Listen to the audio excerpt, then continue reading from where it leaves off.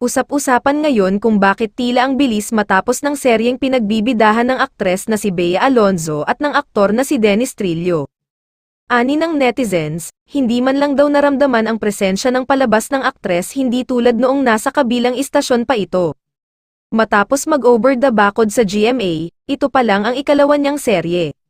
Nauna nang ipinalabas ang Philippine adaptation ng startup na pinagbidahan nila ni Kapuso star Alden Richards, kasama pa sina Yasmin Curdy at Jeric Gonzalez. Naloka ang mga netizens at napatanong kung bakit tila flop ang mga palabas ni Bea sa naturang istasyon. Sa X na dating Twitter ay binakbakan si Bea at ang palabas nitong 2 linggo na lamang bago matapos. Kala ni Bea advantage niya free TV ng GMA, mas pinag-uusapan pa yung shows ng walang franchise, ani ng isang netizen. Tita Bea not serving sabi naman ng isa, ilang weeks inabot nito, buti hindi hanggang sunrise lang, tanong ng isa.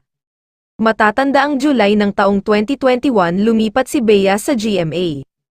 Nagsimula ito noong September 2023, at kung magtatapos na ito ngayong December, nakaisang season naman ito. Nakakaloka naman ang mga netizen sa X dahil nakatanggap ng okay ang pagdadalawang huling linggo ng serye kahit hindi pa ito nagtatagal.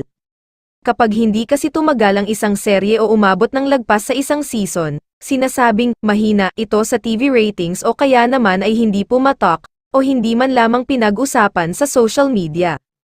Sa laki ng kontrata niya sa GMA grabe, yes magaling siya pero ang Star Cinema at ABS talaga nagdala sa kanya TBH, kaya nga may basya na ginawa pa niyang business, komento ng netizen, yung natural and true love na madaming drama, samantala, wala pang tugon, reaksyon, o pahayag si Bea sa mga negatibong ex-post tungkol sa pagtatapos ng kanilang serye.